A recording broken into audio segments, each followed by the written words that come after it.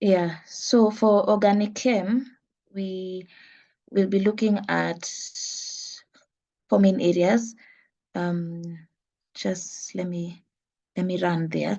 We'll be looking at bonding, based on the guidelines. We'll be looking at bonding, then we'll look at we'll also look at isomerism. Then we'll look at also heterocyclic and polynuclear aromatic hydrocarbons and spectroscopy. So today we'll just start with isomerism. We'll be using, can I share my screen? Okay, let me just share my screen 1 minute.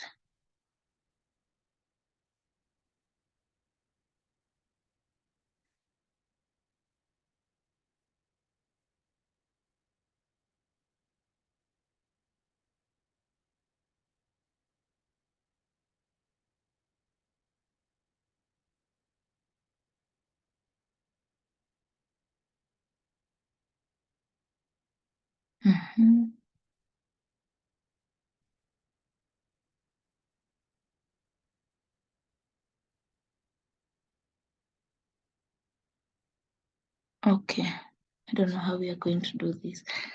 Let me just close that.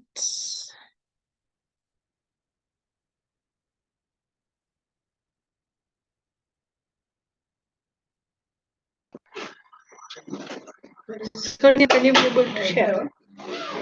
I'm trying to share the notes, it is slides, but when I'm pressing share, it's showing me the screen, like it's not bringing the screen that I want to share, the one that has the notes. Let me just try again. Share. Okay. I think it's Okay.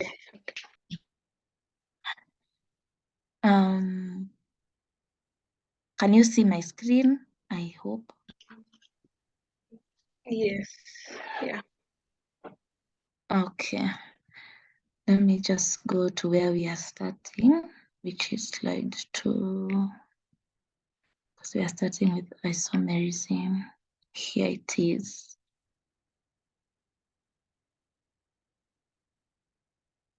Okay. Yeah, so we're just going to look at isomers. These are Edith's slides, and when I was going through, I felt that it was adequate, and it's sufficient information for us to know. So we'll just use them as a guideline as we proceed. So we start with isomers. So isomers are molecules which have the same molecular formula, but different arrangement of the atoms in space. And as you can see in this slide, there are 2 groups of isomers. We have constitutional isomers, which are also called structural isomers, which is the same molecular formula, but different atomic connectivity. So, for example, butane, we know butane has the formula of C4H10.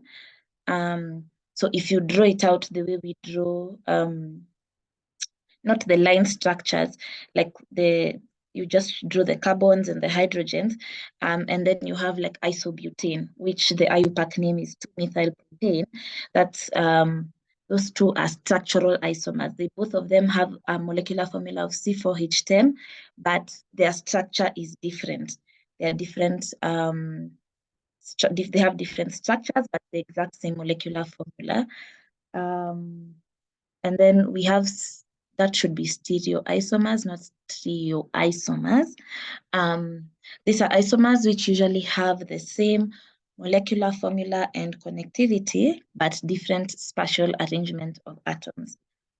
Yes, so we'll be able to see that as we go along. So chirality is a concept where we talk about any object can be viewed in a mirror, revealing its mirror image. So like you can see on this slide, it's a ball. That blue line there is signifying the mirror, and you can see the reflection of the ball. these two images are superimposable, which means if you slide them on top of one another, the image is the exact same. So many familiar objects, such as hands, are non-superimposable on their mirror images. So you can see that demonstration there. If you slide your left hand over your right hand, you can see like your index finger will align with your pinky. Like it's not, the image is not the exact same, and that's what we call those are now what we call like chiral objects, where when you slide the two images on top of one, you slide the image and its reflection on top of one another, they cannot be superimposed. But for a flask, a ball, a glass, whatever it is, if you do the same exact thing, the images can be superimposed. So chirality, like we have said, this is just basically explaining what I've explained. So all three-dimensional objects can be classified as either chiral or achiral. And molecules are three-dimensional objects and can therefore also be classified into these two categories. So we're going to look at now chiral molecules and the achiral molecules. So chiral molecules, these are molecules that are non-superimposable on their mirror images. Achiral, they are superimposable. Okay. So now we need to begin by defining what chirality means. And a chiral center or a stereogenic center or a stereocenter is usually a carbon which is attached to 4 different groups.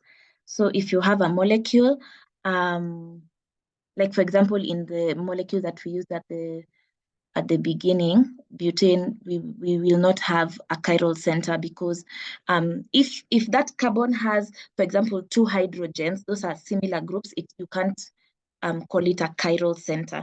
Each of the group attached to the carbon must be a different group.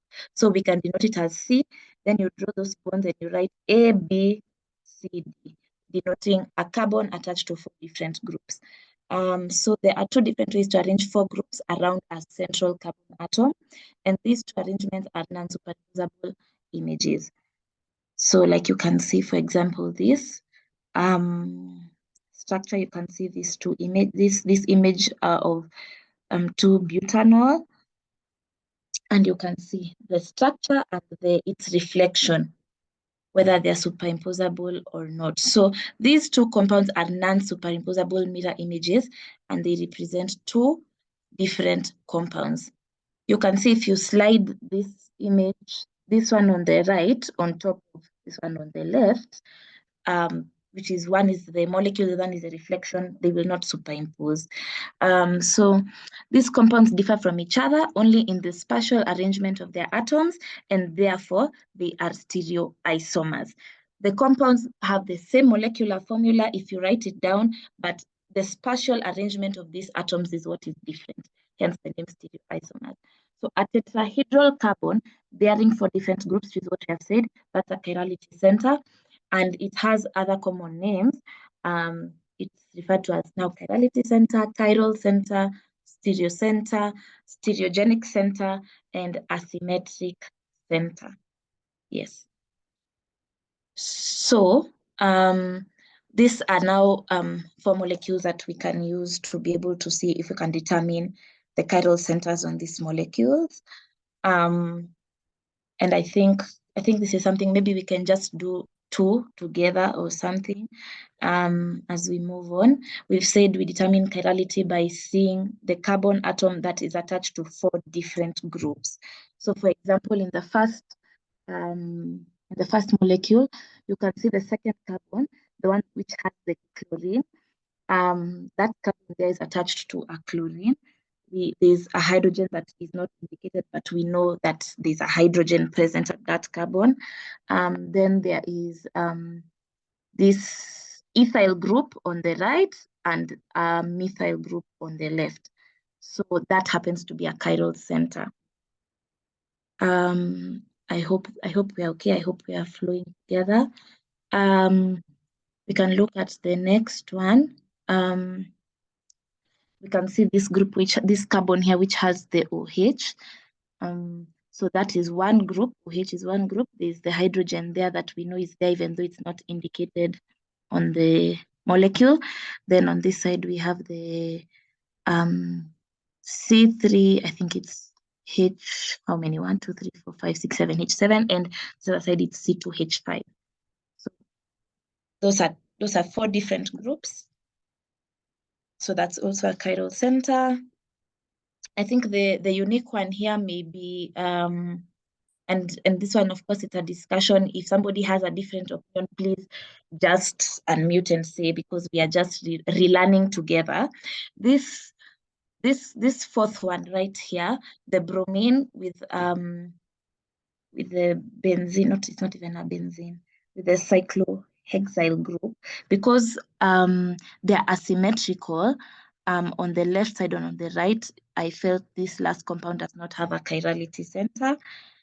This one, the previous one, because of the alkene, those 2 sides, the 2 sides on the left and on the right are not symmetrical. So you can say that that carbon, which is the bromine, is a chiral center. But this last one, when I was looking for chirality, I did not find a chiral center on this compound. That's what I was able to see. If somebody wants to interject, please feel free, just unmute, but we can continue for now. So there's an exercise here. So we can see propoxyphene, sold under the trade name Davon, is an analgesic and an antitussive. So we are supposed to identify all the chirality centers in propoxyphene. Yeah. I think for the sake of time, I don't know how you guys feel. Maybe some of this, if we know how to identify chirality, we can do this on our own, because several of the slides have questions. Unless people want us to do it together, then we can maybe do one and then we move on to the next thing.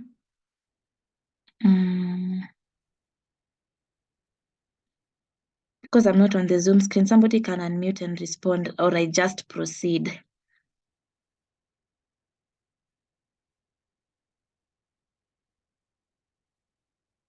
Okay, I'll take silence as we just proceed. So if we know how to identify chirality centers, then maybe we can just start looking at enantiomers. So, or like if we look at just this one, for example, phosphoric acid, we can see this one is attached to H, it's attached to this.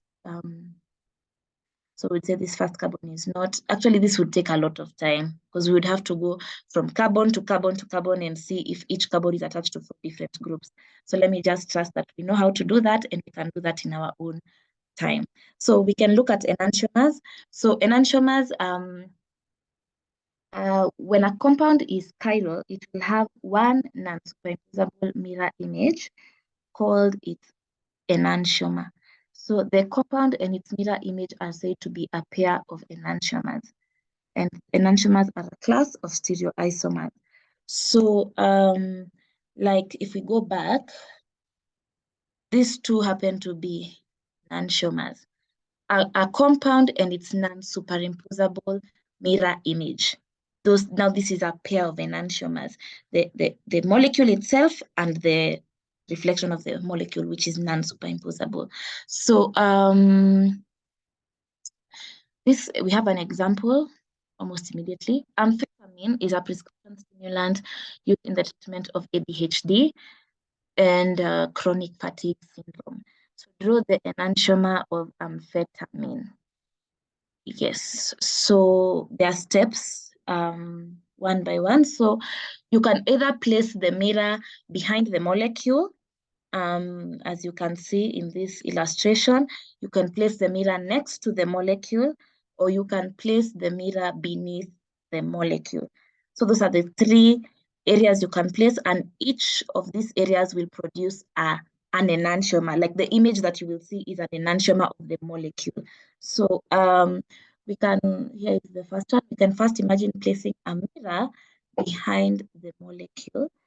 So if you place the mirror behind the molecule, the one which is circled with a black box, that's a molecule, then this image at the bottom, that is the the reflection if the molecule is placed when the mirror is behind the molecule, that is. Then for this next one, this is when the image is side by side. When you've placed the molecule and the mirror is on the side of the molecule, it's placed right next to the molecule. That is what you will see. That is the reflection of this molecule on the left.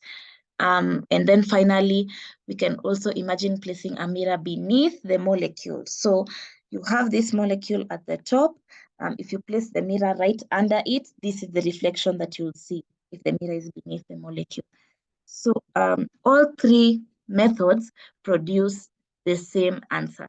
So what they're trying to say, this first one with the dash is the same as this one, which is the result when the mirror is placed next to the molecule, and the last image when the mirror is placed under the molecule. So for this one, to know how to draw enantiomers, you really just have to find a molecule and do practice, because I know when you're just saying behind and next to and beneath, especially if you've not practiced this, it may not make too much sense. Yeah, I'm trying to remember how to draw these things. Let me draw one.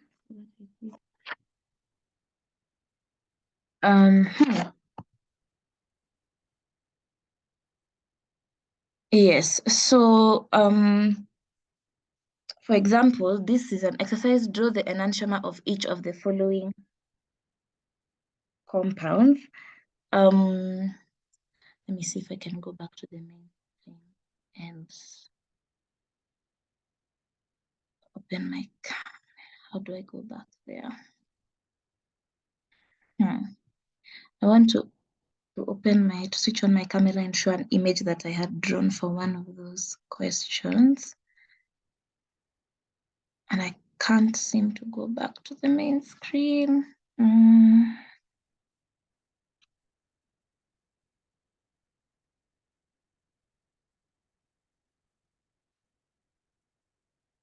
Because this one needs illustration. Okay, guys, I don't know how to switch on my camera, honestly. I can't seem to go back to the main screen. So I think we'll just have to proceed.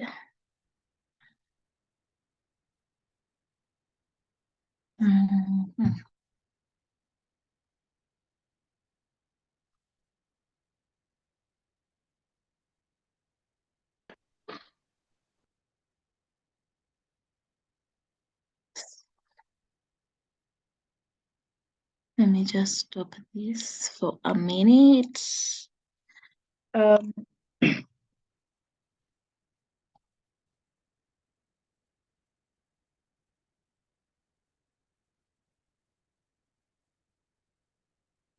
Okay, so for when you're drawing the first molecule, I've had to stop sharing. I'll start sharing it in a minute. I hope you'll be able to understand my handwriting. I wish I had a smartphone. If it's not clear, we're just going to have to figure out how to do this. I don't know if you can see these two images. So one is the molecule, this one right here, and this is the mirror image. This line here is representing the mirror. So how I was drawing, or how you're able to determine an enantiomer, is that when this is the image which you were given for the molecule and you're being told to draw its enantiomer, if the mirror is right side by side to the molecule, you start drawing from what is nearest to the mirror. That's the first thing that you start drawing on this other side. So like here it was a tert-butyl group. So this group is what you start to draw here. And then you just follow the progression to the amine group, to the OH, follow to the benzene ring and the two OH groups. I doubt if it's clear, but that's the best I could do to share, to show us how to draw. Let me go back to where we were. To draw these enantiomers.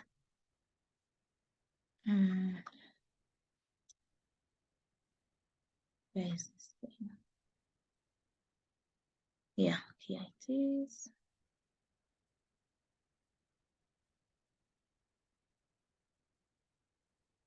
share. Yeah. So that molecule that I've just shown is this first one. So when you're drawing, if you're trying to draw, you're trying to even look through options, through choices, and see if one of the choices is the enantiomer of the molecule that has been given in the question, if perhaps that could be a question that can come. If the mirror is placed, for example, here on the side, I just really wish if this was physical, we would just draw on a whiteboard or something. You'll start by drawing this side. The image is literally just flipped, like what we had seen here. Like you can see here, the NH2 group on this side is just, it becomes the first one when you draw it on this side, and the rest of the molecule is pretty much the same. When you look at the mirror, when it's beneath, you can see this group here. I don't know what it's called, but this group that is attached to the benzene, it has just moved from this carbon up here to the one below. That's when the mirror is beneath. If you try to visualize it, you can actually see it. And that's all these are mirror images, just non-superimposable mirror images of the exact same molecule. So I believe we've understood what enantiomers are and how you can actually draw an enantiomer or figure out how an enantiomer for a molecule would look like based on this one that we've been able to look at. The rest we can just, for this other one, you can just do practice when you have the time. That's if you've not already done it. So I think we can just carry on. So now we are going to look at designation of designating configuration using the Kern-Ingold Prelog system. So in order to be able to communicate more effectively, we usually need a system of nomenclature to identify each of the enantiomers individually. And the first step usually involves assigning priorities to each of the 4 groups attached to the chirality center. And this is usually based on a number. So what you do with this Kern-Ingold Prelog system is there's a list of rules that is usually assigned so that you can be able to determine the priority of the atoms directly linked to the chiral carbon or to the stereo center. So the first step, like we've said, in this molecule below, we can see the chiral center is this carbon, which is attached to the chlorine, to the oxygen, and to the ethyl group on this side, and to there's of course a hydrogen somewhere here. So that's the chiral carbon. It's attached to 4 different groups. And so what we are trying to do now to be able to determine the configuration of this molecule is to assign priorities on these 4 groups attached to this carbon, so that we can know whether the molecule has an R configuration or an S configuration, which is what we are going to see ahead. So when you're designating the configuration, you can see it's the first rule. I think maybe I can just take us through the rules before we try and assign the priority to these atoms. So before applying the R and the S nomenclature to a stereocenter, the substituents must be prioritized according to these rules. So number 1, you examine the atoms directly attached to the stereocenter. The atom with a higher atomic number takes precedence over an atom with a lower atomic number. So hydrogen is always the number 4 because it has, of course, the lowest possible, it has the lowest atomic number. So it's always the lowest possible priority atom. Usually this one, you just look at the periodic table and you see, like, if, for example, one stereocenter has bromine and has maybe fluorine and oxygen, and now you need to determine the priority of the atoms which are attached to this stereocenter. The first thing you determine is the atomic number, and the atom with a higher atomic number has higher priority. So, for example, iodine has higher priority than bromine, bromine higher than chlorine, chlorine than sulfur, than phosphorus, than fluorine, than oxygen, than nitrogen, then carbon, and then lastly, hydrogen, always the least priority. So if you happen to be comparing isotopes, the atom with the higher mass number has higher priority. For example, oxygen 18 has greater priority than oxygen 16. I'll send the document that I was able to find these rules for priority, for prioritizing the atoms attached to the chiral center on the group. Then maybe you can use it later for your own further reference. So that's the first rule. The second rule is usually if there are two or more substituents which have the same element directly attached to the chiral carbon, you proceed along the substituent chains until a point of difference is found. So for example, if one or two of the groups attached to the chiral center are carbons, but one carbon is a butyl group, then the other one is an ethyl group. So the one with the butyl, like one of the carbons attached to three other carbons, then is only attached to one other. I hope that is making sense. The one which has a longer chain will take priority over the one which has a shorter chain, even though the atom directly connected to the chiral carbon is a carbon. I hope. So to determine which of the chains has the first connection to the atom with the highest priority, and that chain has the higher priority. So yeah, I think that's okay. Then the third rule for priority is usually that multiple bonds are treated as if each bond of the multiple bond is bonded to a unique atom. So for example, an alkene substituent has higher priority than an ethyl substituent. So if one of the atoms attached or bonded to the chiral center has a double bond, is an alkene, it's given higher priority than the one, than for example, an ethyl substituent, because the alkene carbon is two bonds to carbon atoms and one bond to a hydrogen atom. So yeah, I think we can just proceed and try to determine priority from there, and then we see how that goes. So for example, in this molecule, you can see chlorine, of course, has the highest atomic number between chlorine and oxygen. Chlorine has a higher atomic number, so it's given first priority. It's labeled as number 1.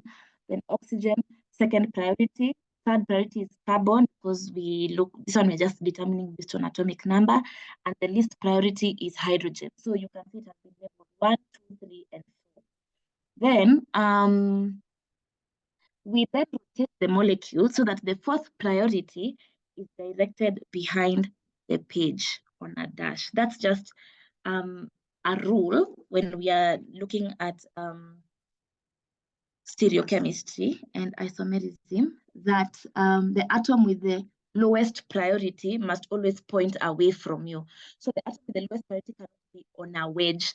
The wedge, the atom which is on a wedge is optically pointing towards you, and the atom which is on a dash is pointing away from you. And the rule is that the atom with the lowest priority must point away from you. And we said wedge is towards you, dash is away from you. So like, as you can see in this molecule, the hydrogen is on a wedge and it must be on a dash. That's why you can see at the bottom, the molecule is being rotated.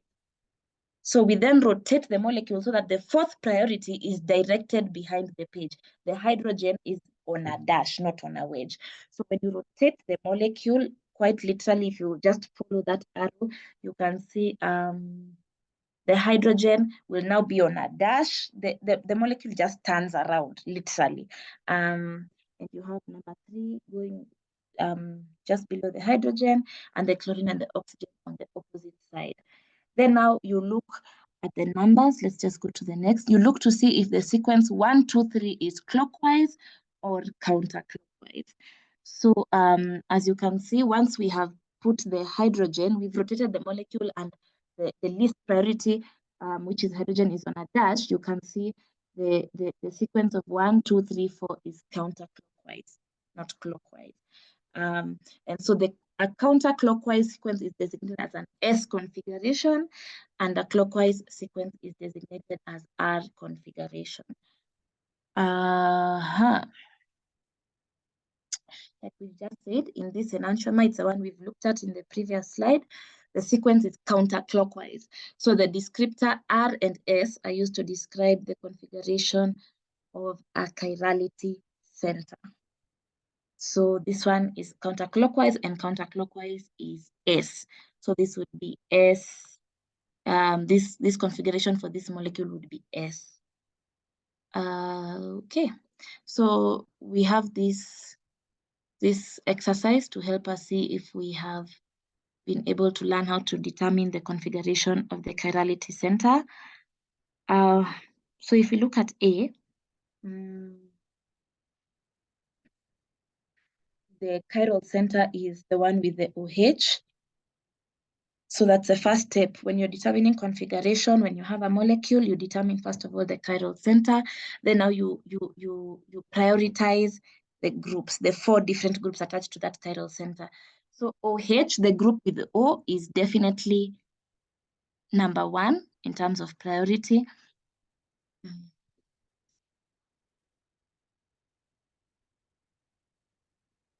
Yeah, so the OH is the group with the first priority. We know the H is always the one with the lowest priority because it has the lowest atomic number. Then the carbon which is on the right, I believe, will have the carbon just directly below the O will have the second priority, and the other carbon that is attached to now the carbon which has the OH will have the third priority in terms of, because this one with the second priority has a longer chain compared to this one on the other side. So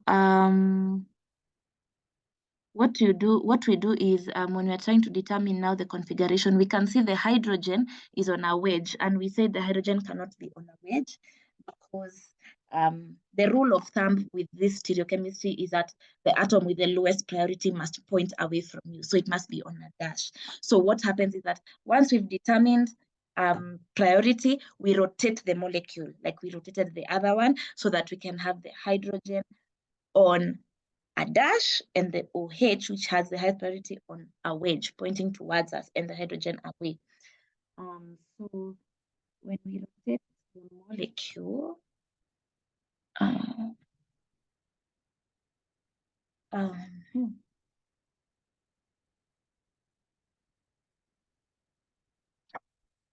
this is it. So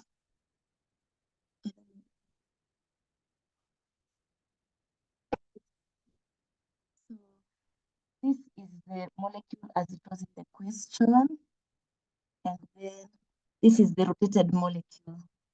So the hydrogen, which was on a wedge in the question, when we rotate, this is the arrow for rotation. When you rotate the molecule, the hydrogen is now on a dash, and it's on this opposite side because we are picturing, and then the OH becomes is now the one on a wedge, and the hydrogen is on a dash, and the longer chain is of course on this other side, and this is not tert-butyl. I think this is isopropyl chain is on this other side because we've just flipped that molecule. So let me go back. So when we share.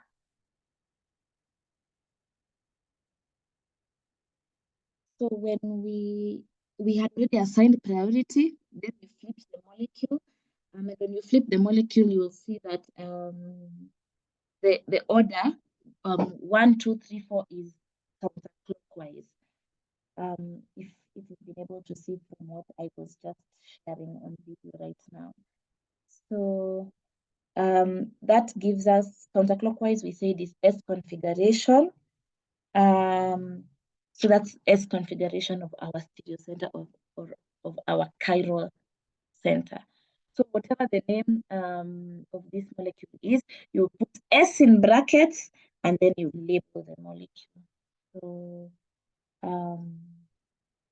yeah, so like this would be 1, 2, 3, 4, 5, 6, 7, 8, 9, 10. So and 1, 2, 3, 4. The OH is on the 4th carbon, and on the 2nd carbon we have a methyl group. I hope we can try label this molecule together so that if I don't get the name right, you can correct me. So I am proposing that it would be 2-methyl. 1, 2, 3, 4. The OH group is on the 4th one. So 2-methyl decanforol. That's what I would think is the name of the molecule. And then we would put S in brackets, in parentheses at the beginning to indicate the configuration of the molecule. 2-methyl decan, 1, 2, 3, 4, decanforol. That's what I would think is the name of this molecule. So I just have been able to determine chirality. This is another one, another example. We can't do all the examples. Sorry. Yes, Hi, how are you? I'm good. For maybe I think maybe I missed out when I assign in priority just for that nini the example just was done. Yeah. So from the chiral center for the H and oxygen, those ones are fine. But how between the side with the 1, 2, 3, 4 touch butyl and 1, 2, 3, 4, 5, 6. I think hexyl chain. Yeah. You go with the one that is heavier, hexyl or whatever it will be called.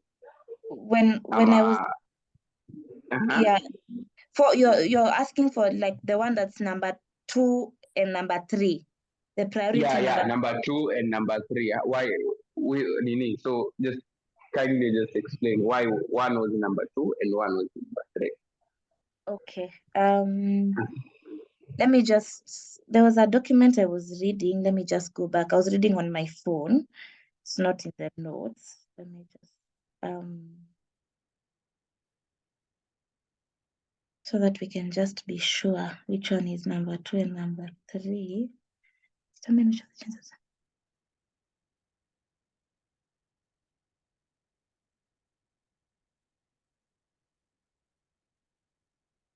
Okay, so this is how I determined again that it's number 2. It's not because I don't have the answer. I'm not 100% sure. But this rule 2 was saying, maybe I should just send this document. Let me send it as I read. It's from ChemLibra, so that anyone who wants to refer to it can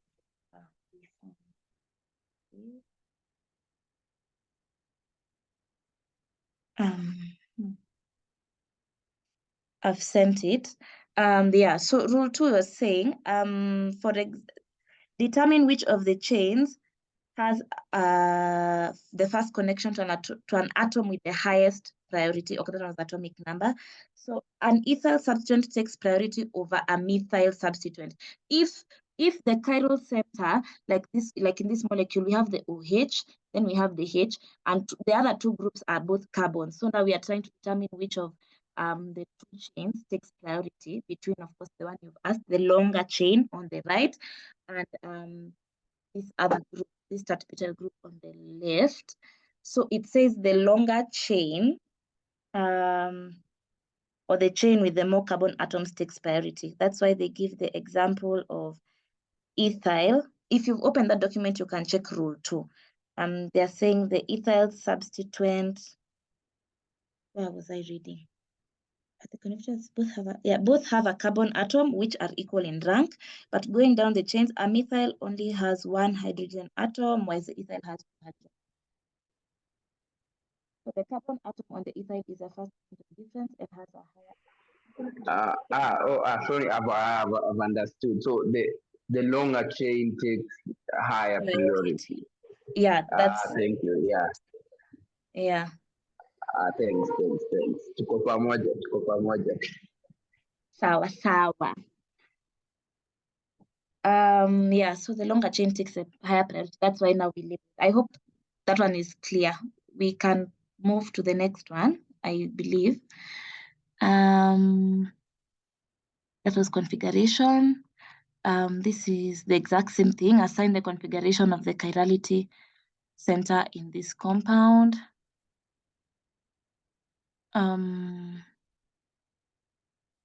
If we've been able to understand this one that we've just done for part A, I think maybe another one that we could discuss, because I struggled with this one. Let's just, because there are only 2 examples, maybe we can just do it together and see.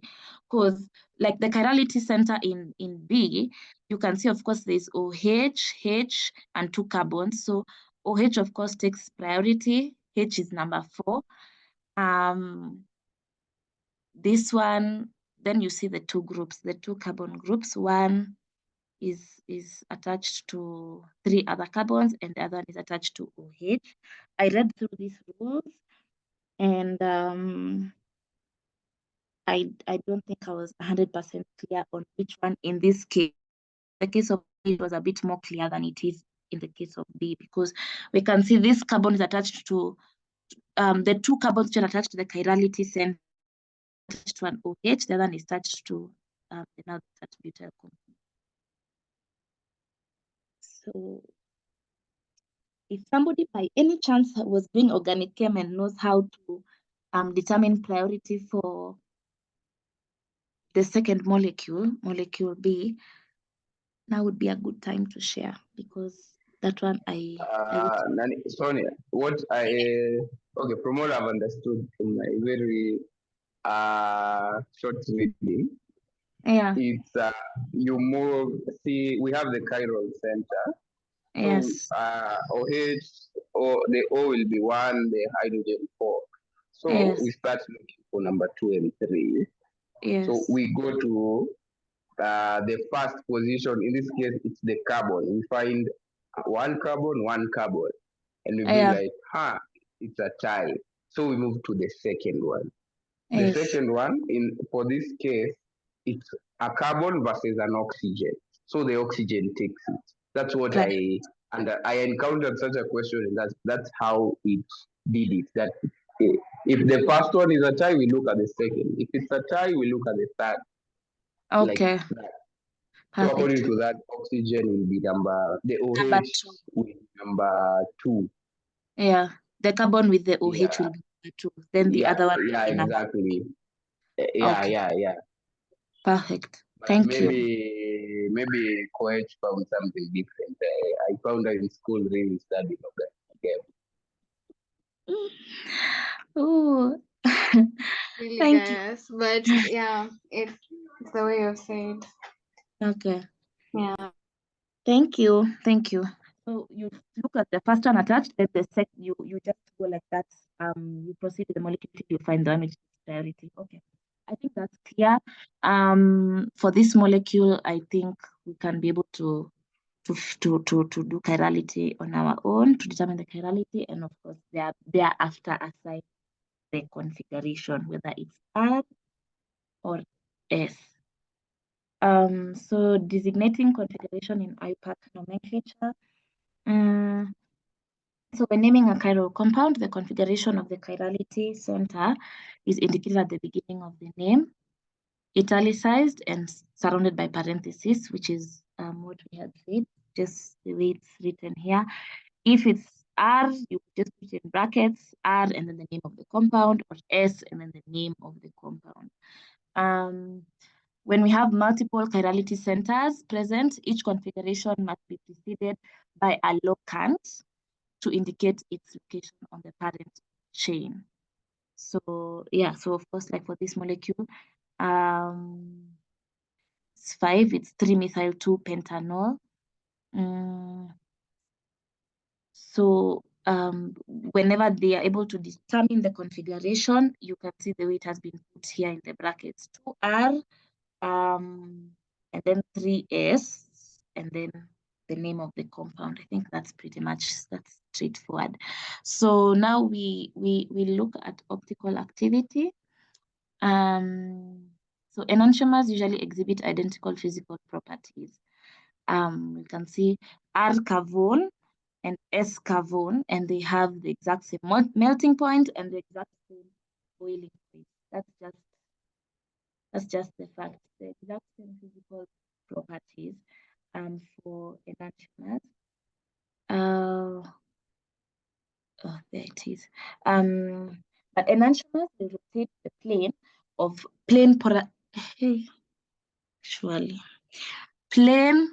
polarized light in equal amounts, but in opposite directions. So compounds which rotate the plane of this light are said to be optically active. So that plane can be rotated to the right or to the left. And compounds lacking this ability are said to be optically inactive. The rotation is usually caused by optically active compounds, and it's usually measured with a polarimeter. So we're just discussing optical activity. So when a solution, a compound is placed in a polarimeter, the rotation, which is denoted by that sign, alpha, will be dependent on the number of molecules that the light will encounter as it travels through that solution. And that specific rotation is defined as observed rotation under the following conditions: concentration of 1 gram per ml and the path length. So this is the formula that we use to calculate specific rotation. This alpha over concentration times path length. It's a very simple formula. So the specific rotation is sensitive to temperature and wavelength, but we don't incorporate this into the equation because these factors and the specific rotation, it's not a linear relationship. So temperature and wavelength, they're just reported in the following format. You report the specific rotation and the temperature there as the superscript and the wavelength there as the subscript. So for example, here when we are looking at the following pair of enantiomers, we have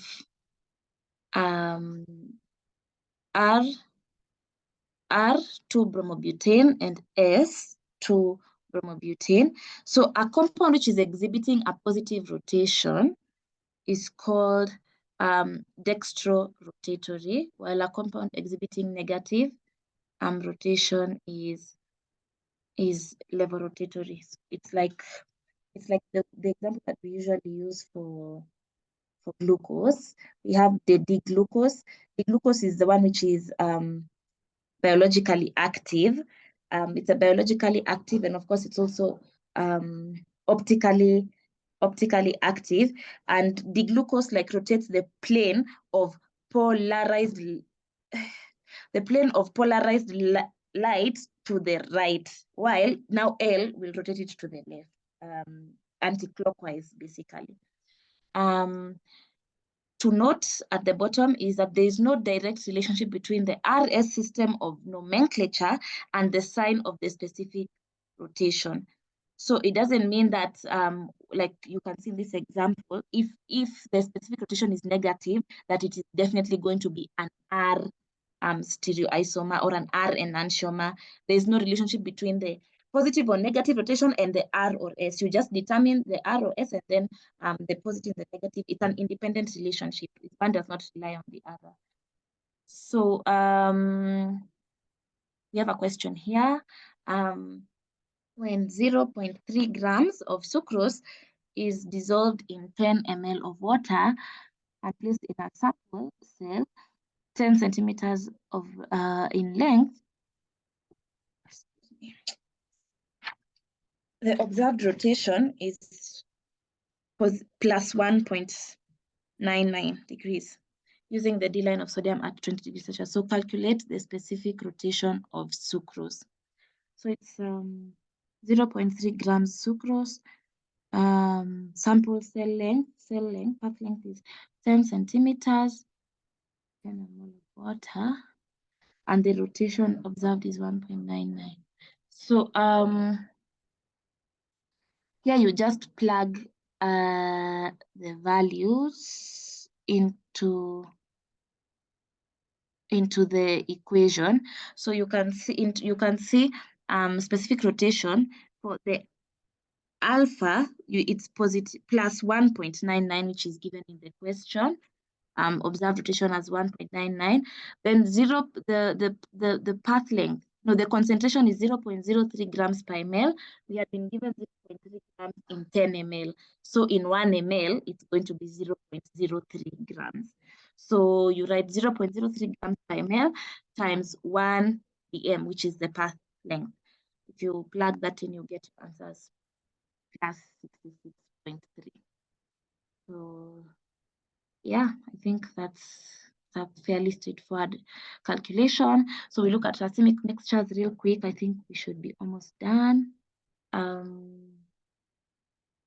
I did not get time to look at this one clearly, nicely, and do the calculations, but let's just go through it together. So a solution containing a single enantiomer is usually optically pure. And the solution containing equal amounts of both enantiomers is now a racemic mixture, and it will be optically inactive. So for example, equal amounts of R and S enantiomer. So a solution containing both enantiomers in unequal amounts is active. If it's exactly equal, it's inactive. So if we consider a solution of 2-butanol containing 70% of R to butanol and 30% of S, so those are unequal amounts, there is 40% excess of the R stereoisomer. In this case, the enantiomeric excess is 40%.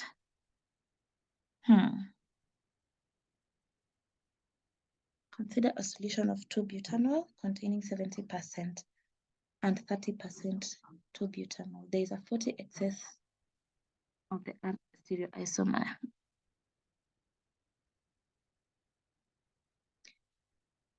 Guys, if you understand this statement, please explain it to me, because 70% are 2-butanol, or anybody else for that matter.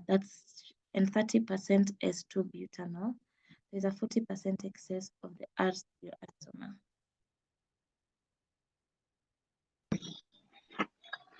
From what I've understood, so they've said racemic mixtures, the mixtures that are optically inactive, meaning if the R and if there was 50% of R and 50% of S, it will make it a racemic mixture, which will be optically inactive.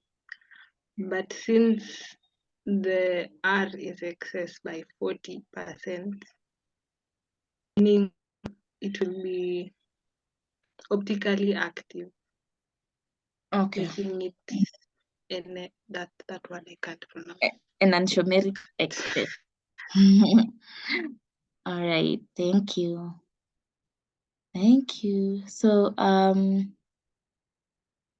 so when you're calculating the percentage of enantiomeric excess of a compound, that's the formula observed, what are we calling that alpha thing? Specific rotation. So observe specific rotation over specific rotation of the pure enantiomer times 100%. So here we have an example. So we have the specific rotation of an optically pure adrenaline in water is -53. A chemist devised a synthetic route to prepare optically pure adrenaline, but it was suspected that the product was contaminated with a small amount of the undesirable enantiomer. The observed rotation was found to be -45. Calculate the percentage enantiomeric excess of the product. So we have observed, we've been given observed, we've been given the specification of the pure adrenaline. So that's 45 and 53, 45 over 53 times 100%, and you get 85%. 100%. Other examples to be done. Definitely we'll just do them in our free time. So so for resolution of enantiomers, we've said they have the same physical properties, like the example we gave for R cavone and S cavone. But the resolution or separation of enantiomers is achieved either via crystallization or via chiral resolving agents or via chiral column chromatography. So we started, of course, at the beginning at isomers.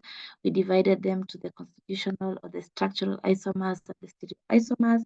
Then under stereoisomers, there are two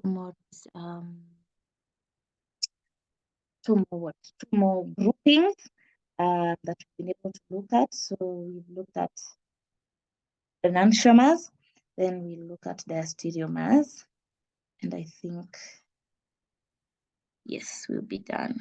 So their stereomers. So enantiomers are stereoisomers that are mirror images of one another, while their stereomers are stereoisomers that are not mirror images of one another. So enantiomers, they're mirror images. Their stereomers, they are not mirror images of one another. It's not the same thing. It's not like an object looking at itself in the mirror. It's just they're not mirror images. So consider the structure of cis-2-butene and trans-2-butene. So they are stereoisomers, but they're not mirror images. If you take this molecule, cis-2-butene, and you place it before a mirror, this is not the reflection. So they are not mirror images. If it's a molecule that is the same, but it's not a mirror image of the other, it's a diastereomer. So another very important difference as well between enantiomers and diastereomers is that enantiomers may have the same physical properties, like melting point and boiling point, but diastereomers have different physical properties. That's a very key difference between the two classes of stereoisomers. So consider the structure above. The compound has two chirality centers. Each one can have either the R configuration or the S configuration, which is what we have looked at extensively when we were looking at enantiomers, giving rise to 4 possible stereoisomers, which is now basically 2 pairs of enantiomers. So an image and its reflection, another image and its reflection, 2 pairs of enantiomers. So consider the following. No, I think I've jumped a slide. No, I've not. Okay. Consider the following compound. Draw all possible stereoisomers. So these 4 images you can see above are all the stereoisomers of this one. This image we can see here. So these 4 are the possible stereoisomers. You can see it's the molecule is the exact same thing. It's just its arrangement in space. The spatial arrangement of the atom is what changes in the stereoisomers. So you can see the methyl group and the OH in the first image are on a dash. Then the second one, both of them are on wedges, which means both of these bonds are facing towards us. And we know dash is the image is the atom is facing away. Then the third one, you can see the methyl group is on a dash and the OH is on a wedge. And then the fourth one, you can see the methyl group is on a wedge and the OH group is on a dashed line, dashed, that thing is called. So those are the 4 possible stereoisomers of this original molecule, with just different spatial arrangement of the attached atoms. So now we are being asked to draw all the possible stereoisomers of this molecule. It's the same thing. It's just the different possible spatial arrangements of these 3 atoms that are attached to the ring. And And so what we are able to see is if you're asked to determine the number of possible stereoisomers of a molecule, usually it's 2 raised to the number of chiral centers in a molecule. So for example, in this molecule that has an OH, a methyl group, and a chlorine group, we can see that we can see that 3 of E, 1 second, just give me a second. Where is that thing?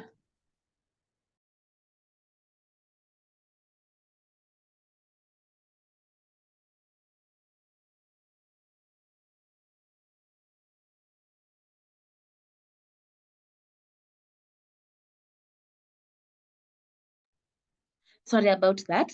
So, so we were saying, if you're trying to determine the number of stereoisomers for a given molecule, you count the number of chirality centers in that molecule. So like in this one that we have here, you can see there are 3, where OH is, methyl, and chloride is. So you do 2 raised to 3, and that gives you, of course, 8. So as you can see in the next slide, we can see there are 8, 2, 4, 6, 8, 8 possible stereoisomers for this specific molecule. So it's 2 raised to the number of 2 raised to the number of chiral centers will give you the number of possible stereoisomers, which is what we are seeing here. Relationship between the number of chirality and number of stereoisomers is summarized as 2 raised to n. So consider cholesterol. How many stereoisomers does cholesterol have? Now, what we would do for this molecule is to count the number of chiral centers present. Then you do 2 raised to that number, and that is the number of stereoisomers that cholesterol will have. Okay, so identify whether each of the following pairs of compounds are enantiomers or diastereomers. So for A is the first pair of compounds. You can see those 2 rings. One is a reflection of the other. So the first one, at least according to me, please share your opinion as well. According to me, A are enantiomers, and B, these are non-mirror images of each other. It's not the same thing. So I'd say B are diastereomers based on the spatial arrangement of the atoms. So are we in agreement with that, or do we have a differing opinion based on whether A or B are enantiomers or diastereomers? Because I think that's essentially the end of isomerism, unless we answer other questions together. These are just other compounds to determine whether they're enantiomers or diastereomers. So according to me, A, enantiomers, they are mirror images, just non-superimposable mirror images. B, are diastereomers. Yes. So I think, unless anybody has something to ask, we have covered isomers, isomerism, and I think we can take a short break. Then we look at bonding, a bit of bonding, and then we will continue the next topic from Wednesday. Yeah.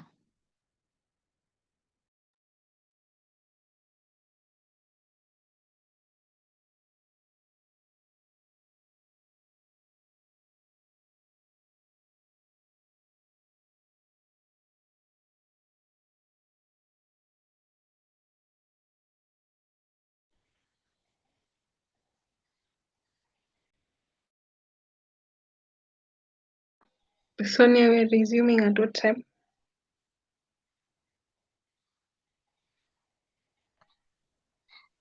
Not a long. We can do maybe like 7 minutes, 10 minutes-ish. Yeah, so maybe let's 8:53. Let's say maybe like 8:50. 8:50, yeah.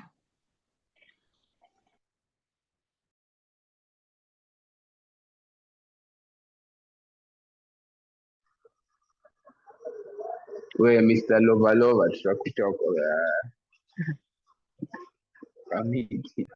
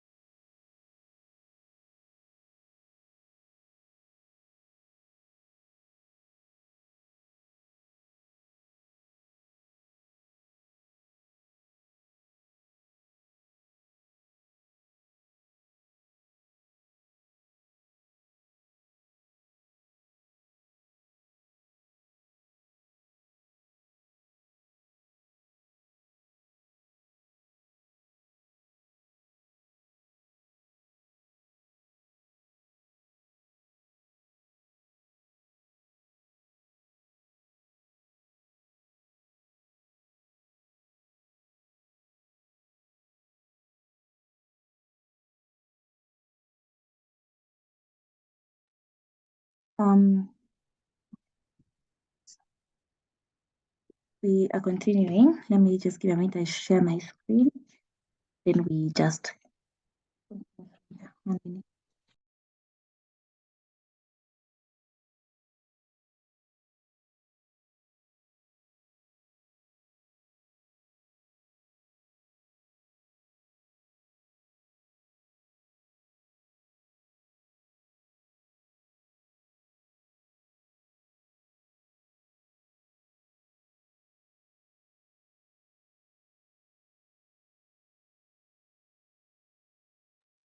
Okay.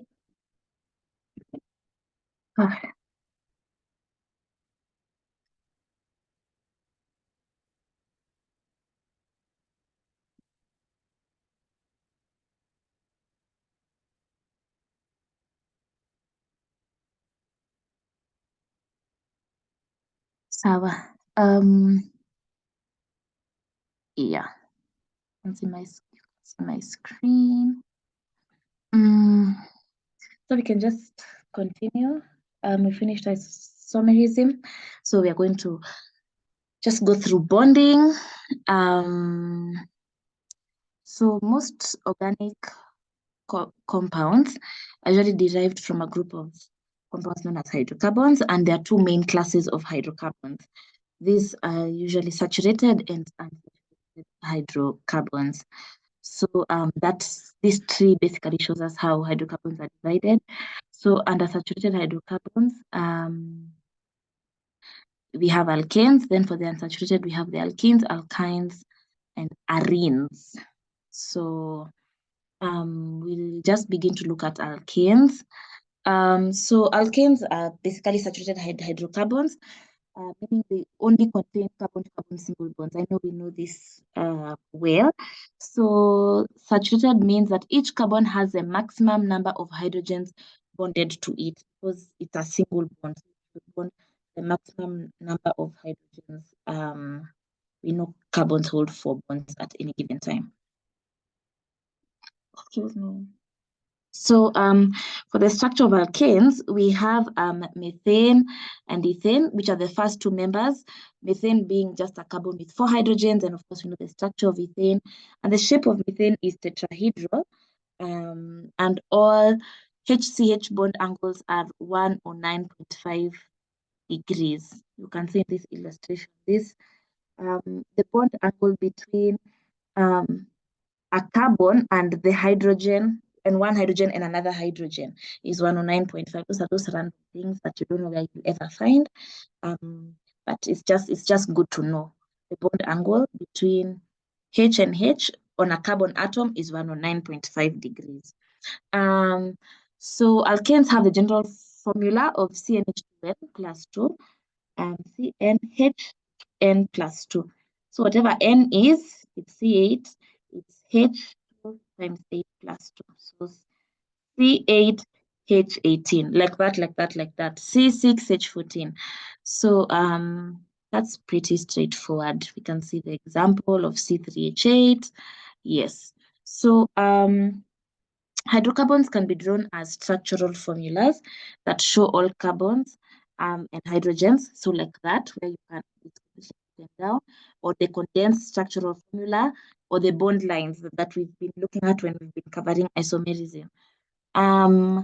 So structure of alkanes in a line angle formula, we have each vertex and line ending represents a carbon atom. This one I feel like we know how alkanes are written. So there's a bond line, the condensed, and the structural formula, the broken down one. We move on to IUPAC nomenclature. That's how our organic compounds are named. IUPAC is also known as systematic naming. Yes, so the names of alkanes usually end with the suffix "ane." Of course, we can see this table based on the number of carbons. That's how we'll name these molecules from 1 up to, we can see up to 100 there.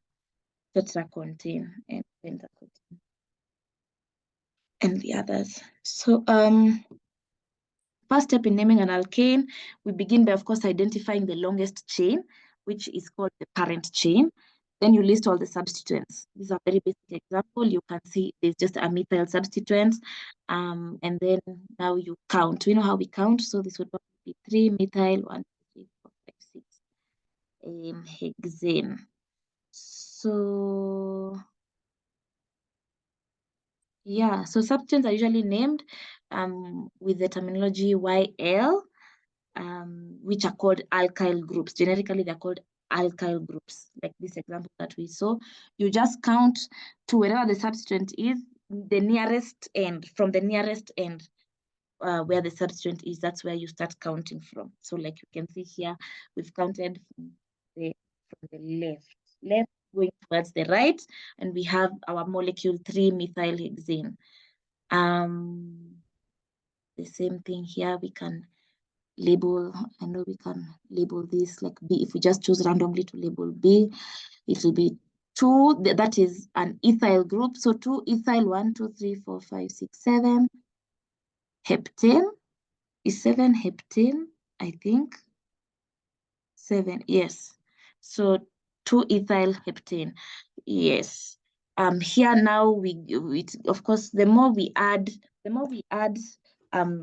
substituents to the parent chain, now that's I think the most important here thing to know is just how to number. Once you know how to number, you can get correctly the name of any molecule. So for example, we have this one, this molecule, 2,5,5 trimethylheptane. We started naming from the left to the right because the first substituent appears closest to the end on the left. If you count from the carbon on the left and from the carbon on the right, wherever the first substituent appears, you'll start counting from that side. That's why we started from 2, and then of course 5, 5, and they're all methyl groups, so it's trimethylheptane. You can't count from the other end. You can see it's labeled incorrect because those two would start with number 3. You start from that that's nearest to the end. If there is a tie, then the second locant should be as low as possible. So for example, we can see in that in those two molecules, at position 2, we both have substituents. So we are looking at where is the next substituent. So you can see in the first one, position 2 has a substituent, position 3, and then position 6. But in the second one, it's position 2, then position 5 and 6. So the second one is incorrect. So if there's a tie, you now proceed to the next one and you see where the substituent is as low as possible, the next nearest substituent from the end. So that gives us that molecule is now 2,3,6 trimethylheptane. Okay. So for alkane nomenclature, when more than one type of substituent is present,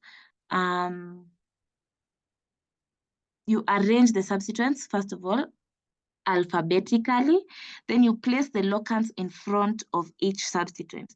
And for identical substituents, you use di, tri, or tetra, which are ignored in alphabetizing. So for identical is like the one we had seen, trimethyl, or maybe it's 2,5.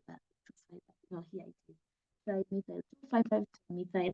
Those are identical substituents. But for if you have different ones, like here you can see this one, we have a methyl group that's a substituent, and we have an ethyl group. Yeah, so, and you start counting from the end that is nearest, the end that has the first substituent appearing the soonest. So this molecule would be called 4-ethyl. They've said we prioritize alphabetically. So 4-ethyl, 3-methyl, methylnonane. No, methylnonane, yeah. 4-ethyl, 3-methylnonane. For the second molecule, you number the exact same thing. Ethyl group on position 3, on position 4, we have 2-methyl groups, 1, 2, 3, 4, 5, 6. And then propyl decane. Oh, 1, 2, 3, 4, 5. Okay. Yes. 3-ethyl. Okay, is it me who is seeing my own things? Please just unmute and help me. Maybe my mind is tired. Is this 1, 2, 3? 3 ethyl is correct. Are these methyl groups on position 4 or on position 5? This one has an error, need 4. It's supposed to be 4. Yeah. Yeah, okay. I was wondering, is something wrong with me? Okay, yeah, but I think we understand how to label. You just count, and in this position, it will still be 3 ethyl 4 dimethyl. 6 ethyl became. Okay, so I hope we are comfortable with naming. If you're not comfortable, maybe you can just unmute and say so that we can practice with some compounds. But I feel like for alkanes, let me not say I feel like, if there's anybody who has a question, you can definitely unmute and we can answer it together. But I think we've named these compounds. It's enough. We can now look at cycloalkanes. So the term cyclo is used to indicate the presence of a ring in the structure of an alkane. So we can see those examples. Their general formula is CnH2n. The one for alkanes was CHN2n plus 2. So this one is CHN2n. This is for cycloalkanes. So we have cyclopentane, butane, cyclopentane, cyclohexane. Yeah. So when you're now trying to name these cycloalkanes, the order is you identify first of all the ring. You count, of course, how many bonds. So like the you can see pentane, it's a five structured ring. 5, yeah, 1, 2, 3, 4, 5. So you identify the parent ring, you identify the substituent. Then if there are multiple substituents present, you allocate a locant on each substituent. And you ensure all substituents have the lowest possible value, like we did with the straight chain alkanes. So we can look at maybe the last one as an example. We can see it's a 6-membered chain, 6-membered ring. So it's cyclohexane. And then we can see there are 2 methyl substitutes and an ethyl group. So we have the carbon which has the methyl groups will be number 1. Then of course you put the second, and the third one has an ethyl group. But we label it as 3 ethyl because of alphabetic priority. So it becomes 3 ethyl 1 dimethyl cyclohexane because of the alphabetic E comes before M. Yes. So we move to, I think we're done with the PDF for alkanes. We can do unsaturated hydrocarbons. Just a second.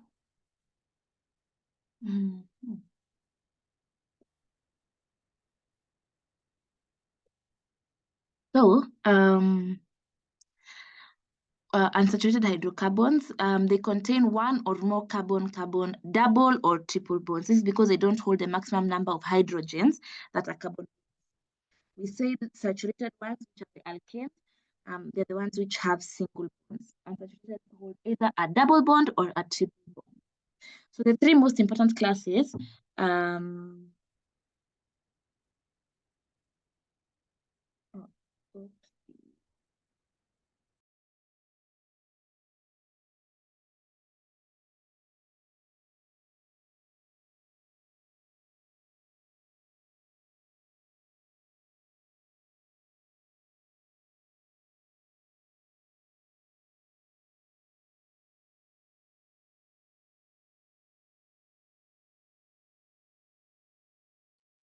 sorry about that.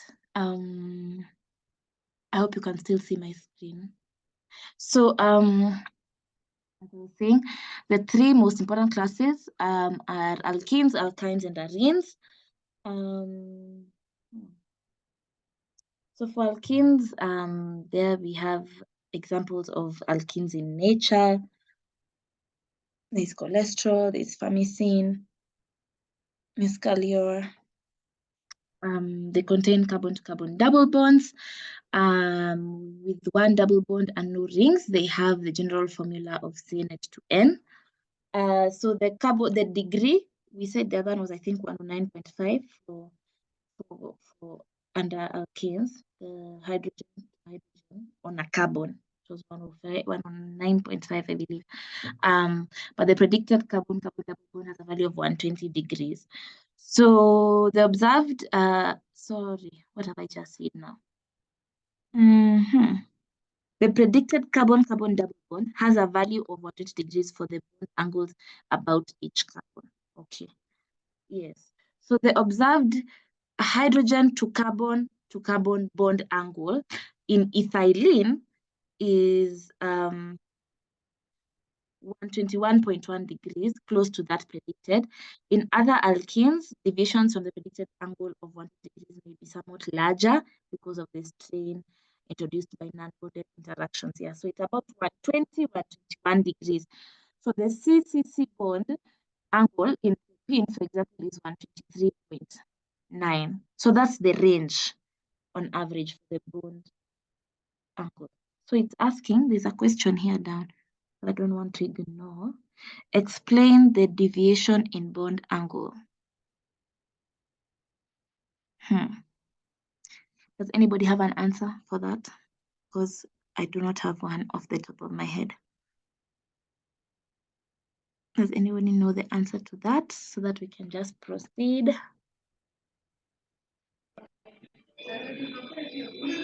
It's because of the CH3. That's what that strain is what makes the angle to be slightly bigger. Yeah, your space. What are you calling it? What does the space unaitaje? Space The gun. space ina occupy vile carbon like ukiendelea ku open up the carbon, it has 3 hydrogens. So it needs, I don't know. I don't have the right word, but it's because of the CH3. The CH3 is what is increasing the strain, yeah, because deviations from the predicted angle may be somewhat larger because of the strain introduced by non-bonded interactions by groups bonded to the carbon. Yeah, I think I've been able to see it. Thank you, Betty. Yes, this Comfort has said spatial arrangement. Yes, that the spatial arrangement. Okay. So spatial arrangement. So because of the CH3, the bond is slightly bigger at 123.9 degrees. Okay. So Sonia. Yes. Comfort just typed in the chat. I think her mic is not working. She said spatial arrangement. Maybe you could repeat whatever you said. I think she didn't understand. I don't know. Oh, I think Comfort was helping letting get the word that she was looking for when this explain the deviation in bond angle. You see, we are looking. I was actually asking and letting answered why this angle is slightly bigger at 123.9 degrees, the angle for propene, and it's because of this methyl group. You see, ethene has 4 hydrogens. Propene, one of the hydrogens is substituted with a methyl group. So that deviation, the slight deviation from the predicted 120 degrees is because of this methyl group. So that strain, the strain caused by this introduction of this group is what caused this bond angle to be slightly bigger. So Comfort, I think, was just helping, let's say, unless there's something else that I indicated. Okay. Thank you. All right. Okay. So we are looking at hybridization in alkenes. So the general structure of an alkane is like if we just look at, for example, this one, ethene. It's the two carbons joined by a double bond and then hydrogens attached to each of the carbon. So when you're looking at hybridization, I think the people for inorganic chem covered hybridization very extensively. Like I don't know if you can see like my cursor. I don't know if you can see this thing that's moving around the screen, but the double bond is, you can see it, I hope. Yeah. Okay. So usually the double bond, like this one, this bond here is usually, when we're looking at hybridization, this is counted as one bond when we're looking at this carbon here at this corner. So we count this bond to this hydrogen as 1, this bond to this hydrogen as 2, and then this one to this other carbon as 3. So there are three bonds, and that is now sp2 hybridization. Let me send a small picture in the group, because I watched a small video, a 5-minute video to help me understand. So if a carbon is bonded to one group, just one to one atom, that's now S, the one S. S. And then if it's bonded to 2, like for example in the case of alkynes, which we'll see when we get to alkynes, it's sp hybridization. If it's bonded to 3, like we can see here in this ethene, which is 1, you count this double bond as 1 because this is an unsaturated hydrocarbon, and this carbon it has bonded to the maximum number of atoms it can bond to, because this is a double bond. So you count this as 1, you count this one as 2, you count this one as 3, and that is now sp2 hybridization. And I hope that's clear. I really hope that's clear. If someone knows a better way to explain that one, because I want to send that book, that shows us how we are able to determine hybridization for some of these molecules. I'll send that in a minute. So so in this case, in the case of alkenes, each carbon atom only needs to form bonds with 3 atoms. I hope we've been able to understand why, because one of those bonds is a double bond, so you only need 3 atoms, 1 to the carbon and 2 to the other hydrogen. So therefore, each carbon atom only needs 3 hybridized orbitals. The 3 sp2 hybridized orbitals form 3 sigma bonds between C and another atom, and the remaining p orbital overlaps with a p orbital from another carbon to form the pi bond, making a double bond. So CC double bonds, carbon to carbon double bonds, are made up of a sigma bond and a pi bond. So one of the bonds between a carbon, if you look at it, that's double bond. One of those bonds is a sigma bond, and the other one is a pi bond overlapping with another pi bond. So it's one, the double bond is made up of a sigma bond and a pi bond forming the double bond. Are we clear? I hope. So we just proceed. For alkene nomenclature, we are looking now at how we label alkenes. So the same steps are used in naming with a few additional rules. You change "-ene" to "-ine", of course, the parent name. So hexane, if you add a double bond at the beginning, it's hexane. Then we number the longest carbon chain that contains the double bond in the direction that gives the carbon atoms of the double bond the lowest possible numbers. The same way, like when we're discussing substitution in alkenes, you start from the side where the double bond will have the lowest number. So you count from each side, wherever it has the lowest, that's the correct one. So you indicate the location of the double bond by the number of its first carbon. So yeah, like you can see, this one, the double bond is right at the edge, so it's 1 hexene. But when you see, like in the second example, the double bond is on the second carbon, it becomes 2 hexene because you indicate the location based on the number of its first carbon. Yeah, I think that's clear. So the pi bond should receive the lowest number possible despite the presence of alkyl substituents. Pi bonds take priority over alkyl substituents in terms of numbering. So here you can see we started labeling, of course, from where the pi bond is nearest to the end, because it now has higher priority than alkyl substitution. So this molecule in front of your eyes is, once you label, becomes And you can see the pi bond is at position 2. There's 2 methyl groups at position 5 and a methyl group at position 6. So we have 5,5,6 trimethyl 2-heptene.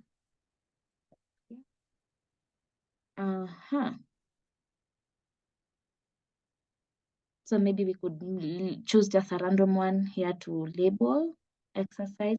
Like let's say we pick B.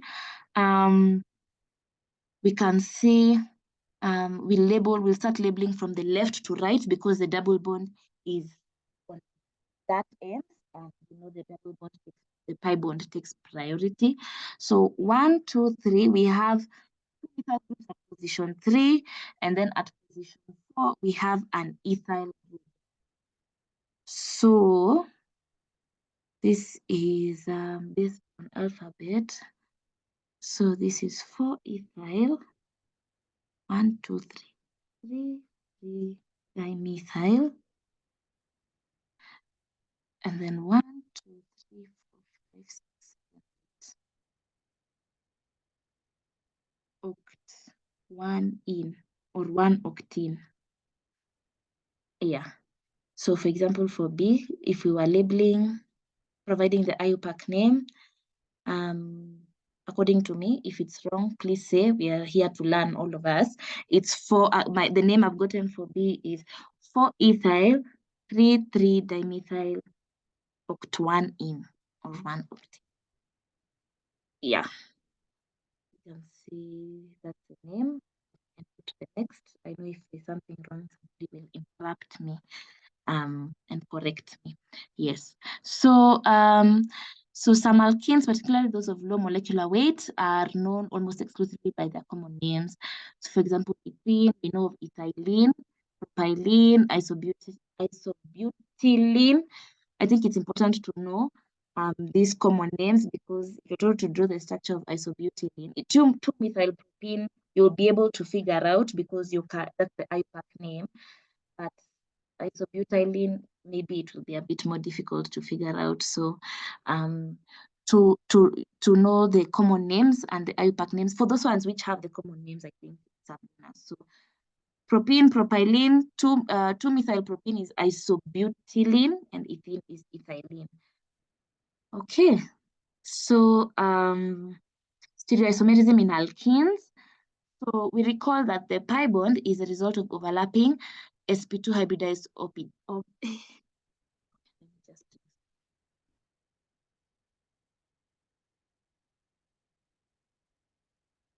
Okay. The pi bond is a result of overlapping sp2 hybridized orbitals, while the pi bond, the sigma bond is a result of overlapping sp2 hybridized orbitals, while the pi bond is a resulting of overlapping p orbitals. So double bonds do not exhibit free rotation at room temperature. So for example, 2-butene has 2 possible stereoisomers. We said stereoisomers is different spatial arrangement. The arrangement of the atoms in space, that's the difference. So you can see the double bond, we have 2 methyl groups on the first one, they're on opposite sides. On the second one, they're on the same side. So the stereoisomers usually have different compounds with different chemical and physical properties. Yeah, like their stereomers, different chemical and physical properties. So system for designating configuration in alkenes. We have the cis and the trans system. So the most common method for specifying the configuration for alkenes is cis and trans. Cis is when a molecule, it refers to a molecule in which the carbon atoms of the main chain are on the same side of the double.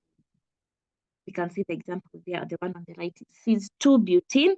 Trans is when the groups are on the opposite side of the double bond. So we have the methyl substitution on one side and on the other side, that's trans. When they're on the same side, cis.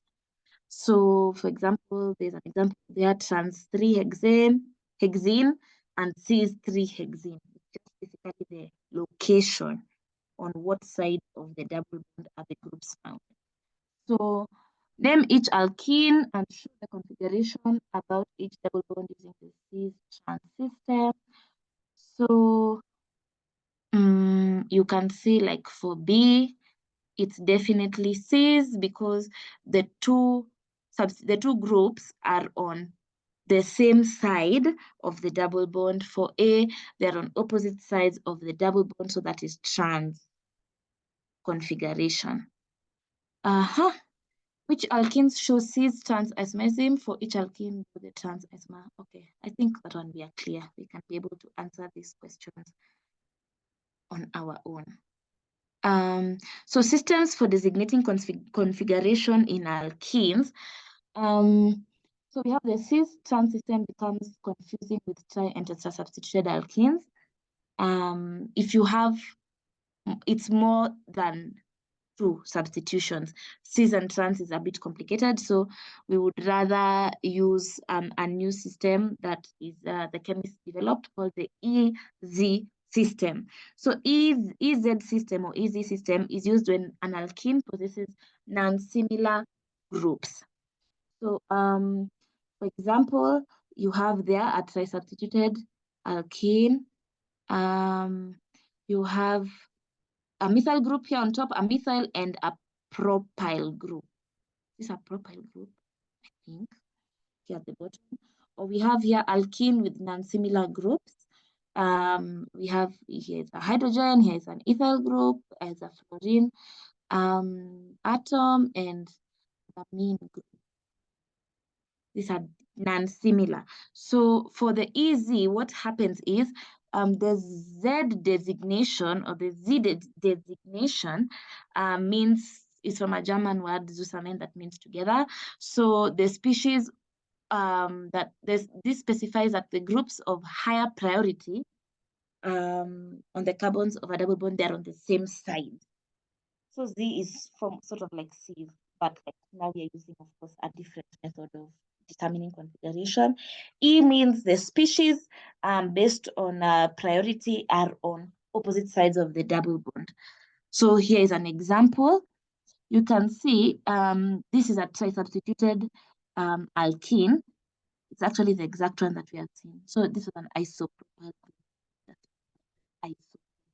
So you can see methyl isopropyl substitution. The group of higher priority on the second carbon is methyl carbon 2, and on the third carbon is isopropyl. If you're determining priority between this methyl group and this group here, isopropyl is of higher priority. So because the groups of higher priority are on opposite sides, this alkene happens to have E configuration.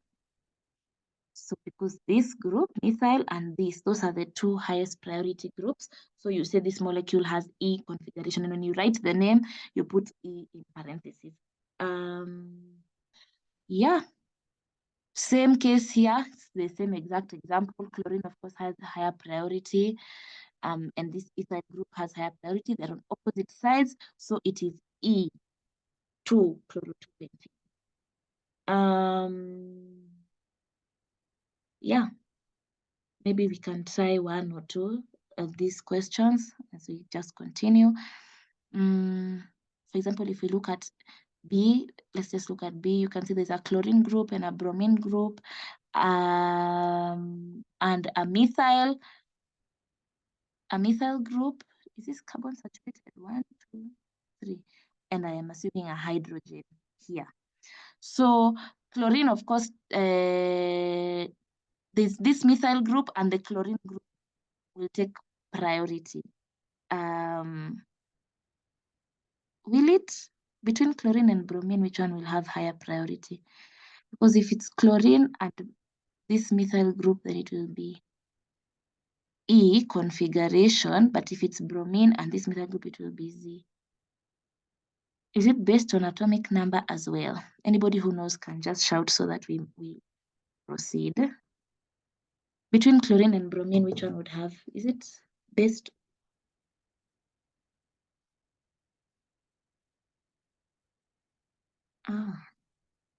I think it's based on the atomic number.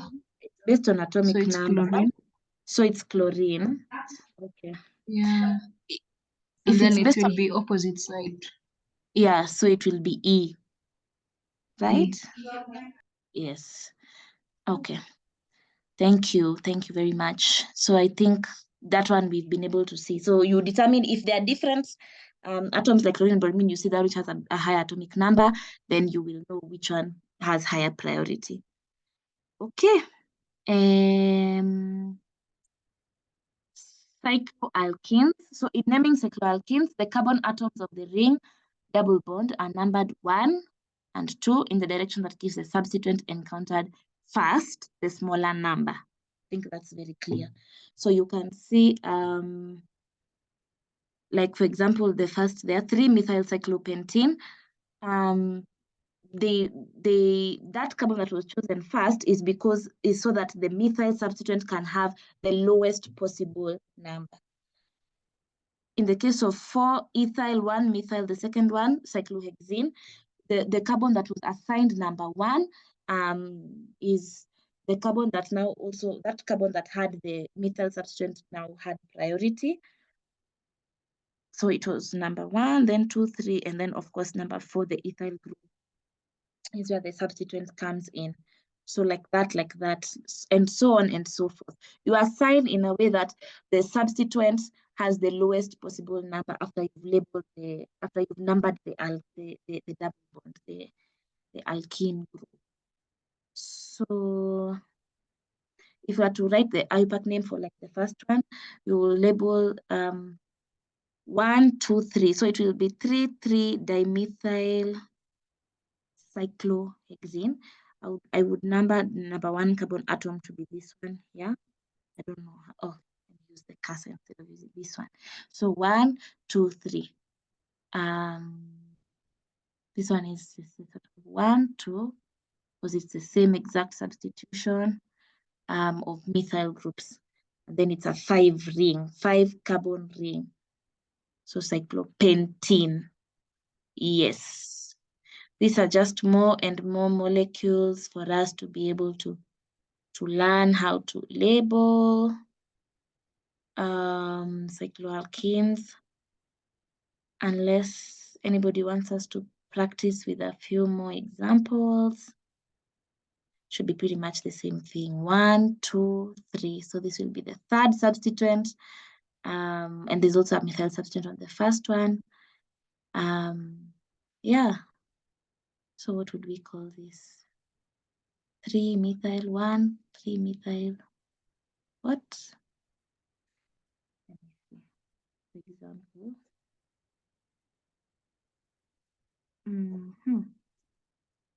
So this would be 1, 2, 3. So there's a methyl group on position 3. And on position 1 is also a methyl group. And it is cyclopentene. So this is 1,3-dimethyl cyclopentene. Is that it? Can somebody? Not too sure.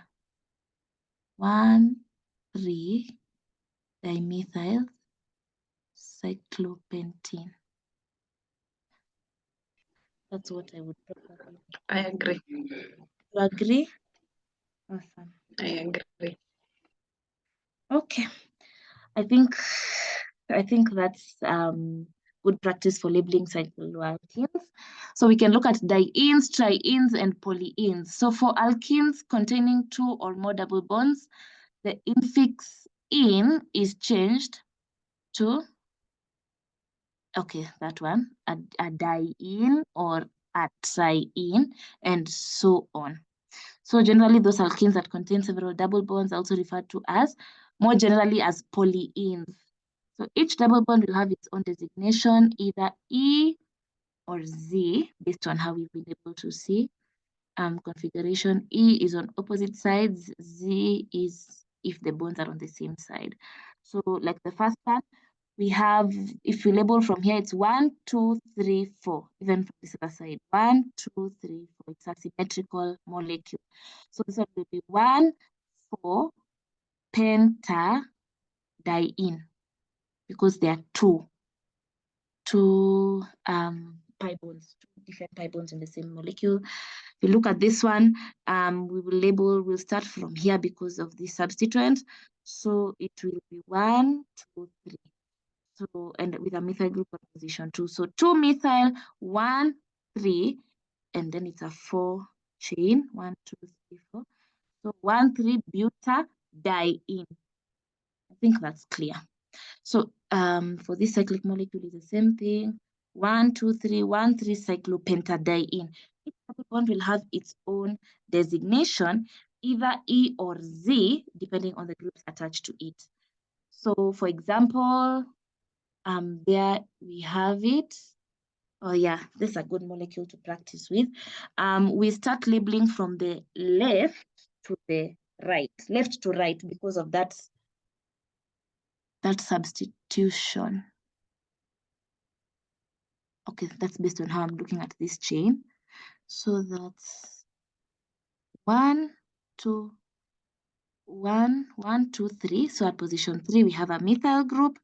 At position 2 and at position 4, we have the double bonds, which the two of them. So it's at position 2 and 4, and this is a 6 chain.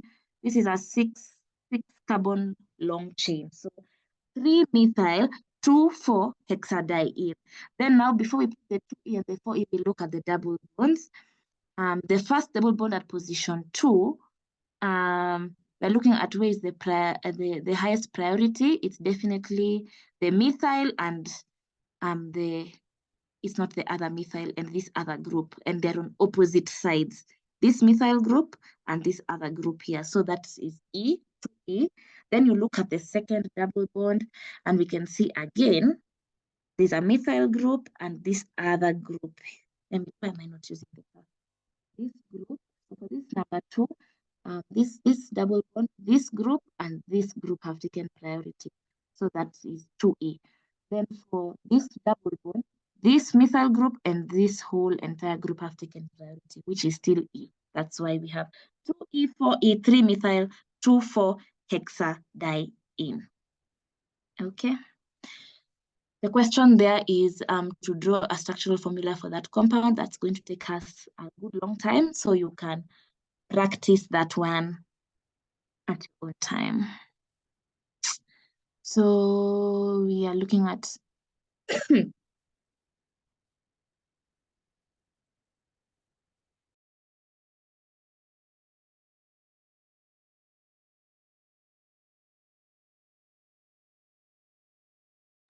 okay, sorry about that.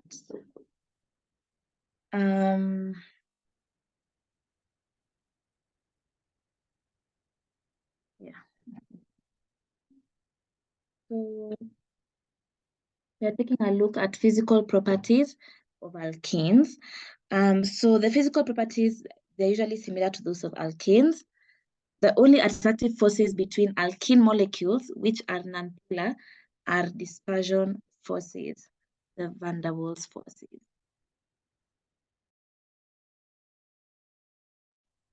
So 2, 3, and 4 carbon alkenes are gaseous at room temperature. Then the larger ones, the ones which have a longer molecular chain, they are colorless liquids, less dense than water. So alkenes are insoluble in water, but soluble in one another. So they are nonpolar. They are soluble in one another, in other nonpolar organic liquids, and in water. So we can, next slide. So stability of alkenes. We're going to look at the stability of alkenes. So in general, a cis alkene, cis is same side, will be less stable than its stereoisomeric trans alkene. And the source of this instability is usually attributed to steric strain by the cis isomer. So we have there a monosubstituted alkene, then disubstituted to tri, and then tetra. So it goes in increasing instability with the more you increase the substitution. So the more you increase the substitution, the more the alkene is more stable. I think we are done with alkenes. I think now we can go to alkynes. I don't think it's very long. Then when we finish alkynes, we can call it a day. Okay. Sorry about that.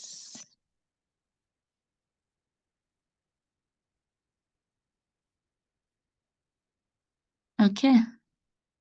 So Parkinson's disease.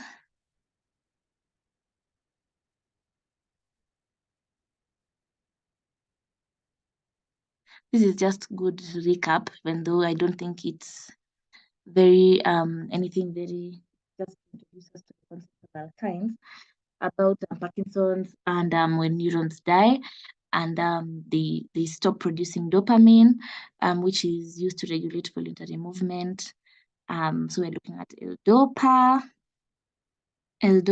which is converted to dopamine in the brain.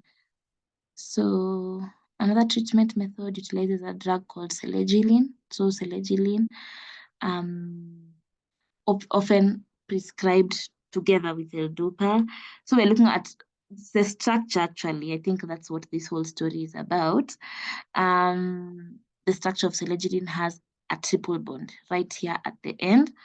So the linear geometry of the triple bond, as well as the benzene ring, this one here, imparts the structural rigidity to the compound, enabling the compound to selectively bind to monoamine oxidase B, which slows down the metabolism of dopamine. It's a nice fact, I think. Okay.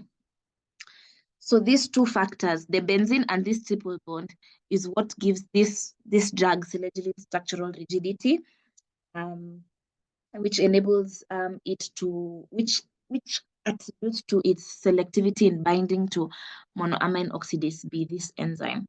And then that slows down the metabolism of dopamine, which is what we are trying to do in treatment of Parkinson's disease, so that we can control voluntary movements.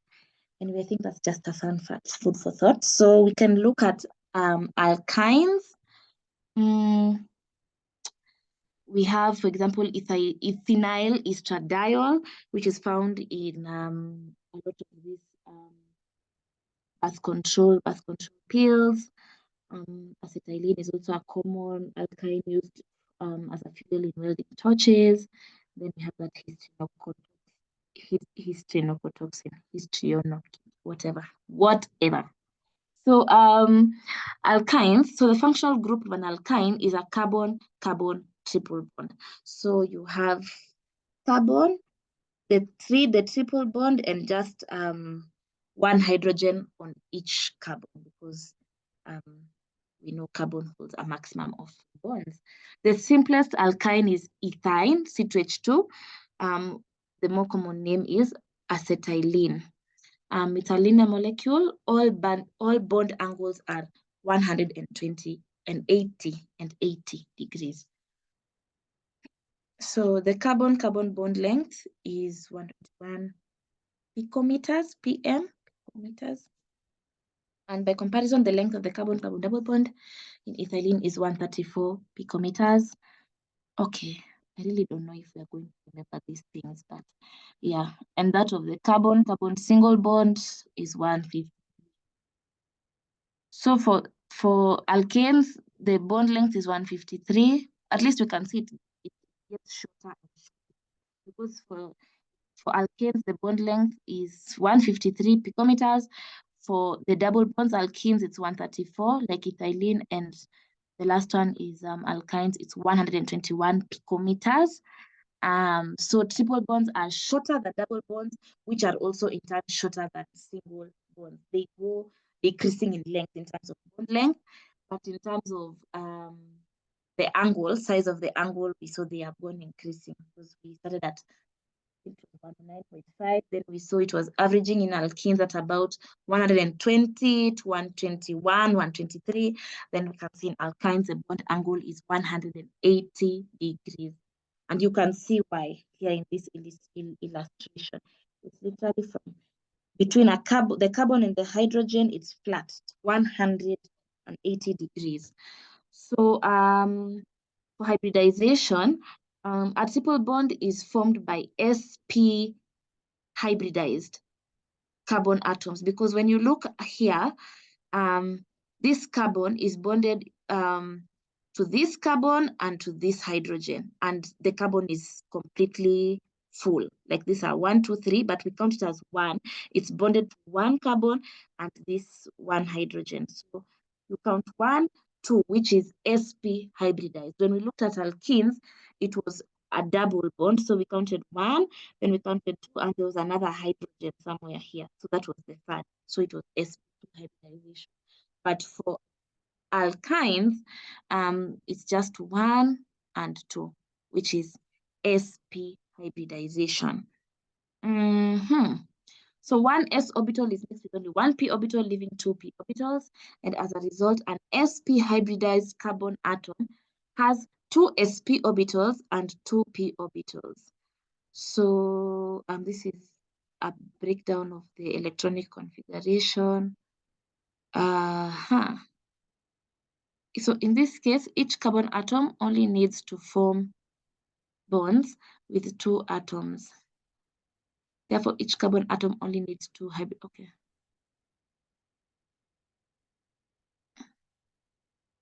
Letting please explain this. My head is tired now. Are you able to explain to us this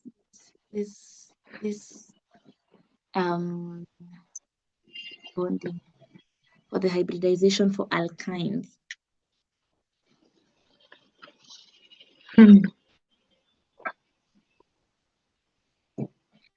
Njambi. Njambi ndio Njambi your department.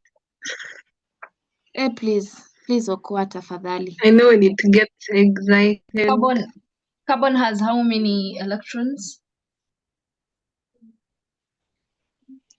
Carbon in this 6, yeah. right? So there's Yes. 6 electrons. 6. So it means each electron can form a double bond thrice only, like 3 double bond. Am I making sense? Each electron can form a double bond twice. See, it's 2, No, 6. I've not understood, Shafi. Okay. Yeah. If we go to the other slide, the other one which had each carbon atom only needs to form bond with 2 atoms. So it means it's sharing the electrons. So if it's like 3 bonds, the carbon is donating 3 electrons, which are shared between so I don't know. Gaius, where are you? I think, okay, this is what I think. To make the atom, as in the orbital, stable, so one gets from 2s, one electron gets what do you call it, excited to the 2p orbital to make it stable. So that's why the excitation.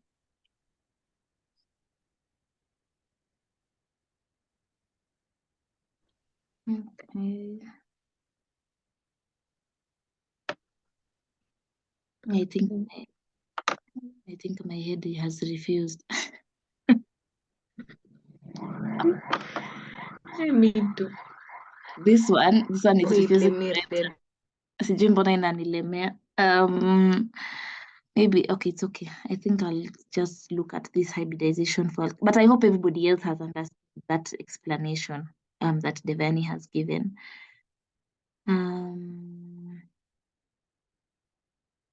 Yeah. I think if you combine both explanations together with Shafi's, Yeah.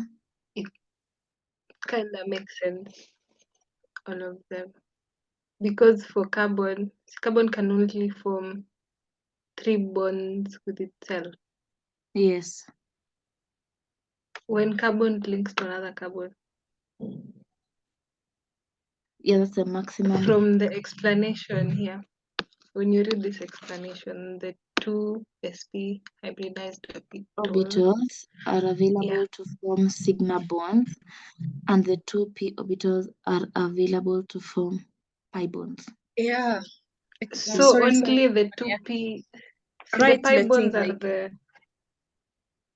the pi yeah, like bonds the are two the carbons, double right? bonds. Each one has 3 electrons. Yeah. Yeah, yes. Yeah. So when only the 2p is where the double and the triple bonds can be formed. So for Yes. carbon to form those bonds, on the 2s, one will have to be excited to go to 2p so that it can form bonds with Oh, another carbon. and then it forms You now the get? triple. Now it Yes, forms the triple the bonds for triple alkynes. Now bond. you get. I get it. Oi. Yes, like that. Thank you guys. Well, I think that one is so clear. Thank you so much, Leting and Shafi and yeah, it's a few minutes to time, so let's just look at nomenclature. We finish alkynes. So alkynes containing one triple bond and no ring have the general formula CnH2n minus n, where n is of course now whatever number of carbons are present in the molecule. So the same steps for naming alkenes and alkenes. You start by identifying the parent, you look at the substituents, you assign a locant to each substituent, and then you arrange them alphabetically. We've changed the infix from N to in now to ein, because this is for the triple bonds for alkynes. So to note briefly, we don't need to use a number to locate the position of the triple bond in ethine and propyne, as there is only one possible location for it in each compound. So for large molecules, you number the longest carbon chain that contains the triple bond from the end that gives the triply bonded carbons the lower numbers. So you show the location of the triple bond by the number of its first carbon. So like the same way we're doing with alkenes.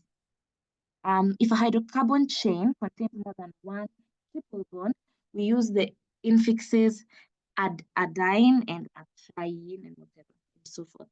So we can try a name like this one, which have already been named, like it's just the second one. You name 1, 2, 3 from the end that is nearest to the triple bond. The triple bond has priority over substituents. The same way in alkenes, the double bond had priority over the substituents. So in this case, it will be 3. 1, 2, 3. 3 is where the double bond is, and then we have 4, 5, 6. We have 2 methyl substituents on position 6. So 6, 6 dimethyl, 3 heptine. We can look at also the last one there because it has two triple bonds. And this one is also a symmetrical molecule. It doesn't matter where you start labeling from. You will still end up with, 1, 3, 4, 5, you'll end up with 1,6-heptadiene. Okay. So we can label this, like we can try label 1 or 2. We can look at C. So again, I think it's also symmetrical. So it will be 1, 2, 3, 4, 5, 6. So this is 2, 6. 1, 2, 3, 4, 5, 6, 7, 8. Diene with a Y because of alkyne. So 2, 6 octadiene. We can look at B. B is just a short one with a chlorine. So it's 1, 2, 3. So 3 chloropropyne,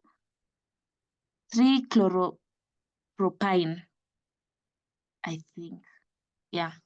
3 chloropropyne. Okay.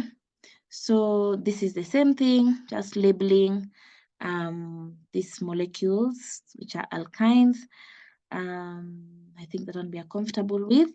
Alkyne common names. Common common names for alkynes, which are usually derived by prefixing the names of substituents on the carbon-carbon bond. So diisopropyl acetylene. Acetylene is I think the same as ethylene. Then we have also phenyl propyl. Those are just common names. Write both the common name and the IUPAC name of each alkyne. That is what we're doing the whole time. Maybe the common names is not what we are 100% sure. Like this one has 2 propyl groups. I think it's the same as it's actually this one, diisopropyl acetylene. Yeah, for the rest, I think we can look for the common names because I personally don't have them unless somebody has them. Those ones we can look later. So physical properties of alkynes. The physical properties of alkynes, they are similar to those of alkanes and alkenes with analogous carbon skeletons.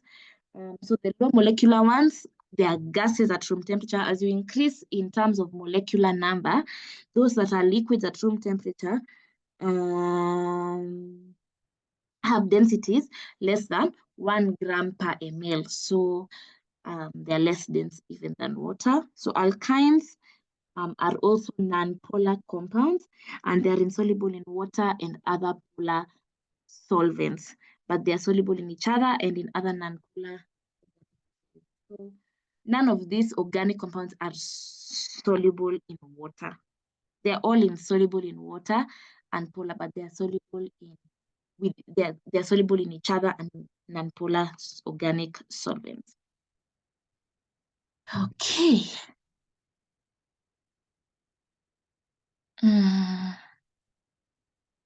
Acidity of acetylene and terminal alkynes. I think that's the last thing that we are looking at before we finish. It's actually the last thing.